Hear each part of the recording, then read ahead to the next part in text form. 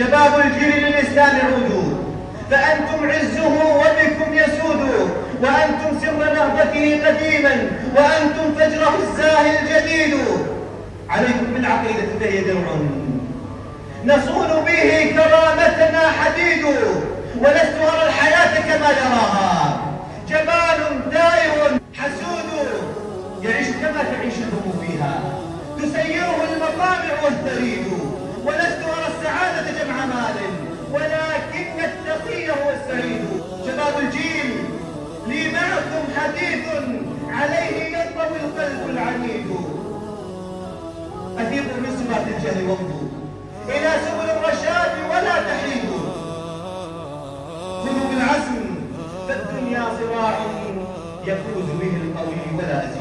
عينك تغمض الأجفانا، أنسيت في حلك الزمان عدانا، أنسيت أنك من جنود المصطفى وجنوده لا يقبلون هوانا، أنسيت أنك قد حملت أمانة تأبى لمثلك أن يعيش جمالا. قم جدد العهد القديم فإننا نهوى لقاك أما تحب لقانا. من هم قادتنا؟ بماذا نقتدي؟ ويا للأسف وأنا كثير من شبابنا أراهم قدوتهم الساقطين والساقطات، واللاعبين واللاعبات، والمغنين والمغنيات السقطة اللقطة.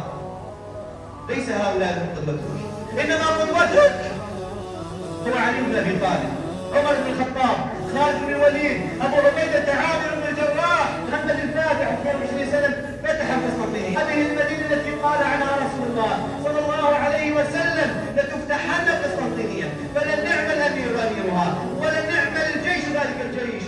هذه القسطنطينية استعصت على الخلافة الراشدة والخلافة الأموية والخلافة العباسية، استطاع أن يفتحها محمد الفاتح وعمره 22 عام. معاذ بن عمرو بن الجموح ومعوذ بن عفراء أعمارهم 13 سنة و14 سنة قتلا أبا جهل فرعون هذه الأمة. أسامة بن زيد 17 سنة قاد جيشا لقتال الروم أعظم إمبراطورية. سعد بن أبي وقاص يقول له الحبيب صلى الله عليه وسلم ارمي فداك أبي وأمي. الزبير العوام أول من سل سيفا في سبيل الله عمره 18 سنة. لتكن هؤلاء هم قدواتنا وهؤلاء هم أسوتنا.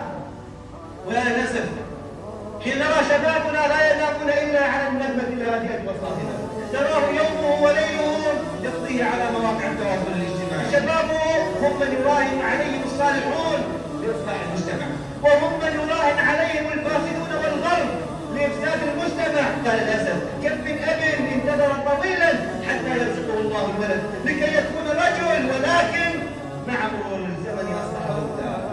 بعض شبابنا اليوم لو عاد أبو جهل لدس كثير منهم في التراب يحسبهم إناث.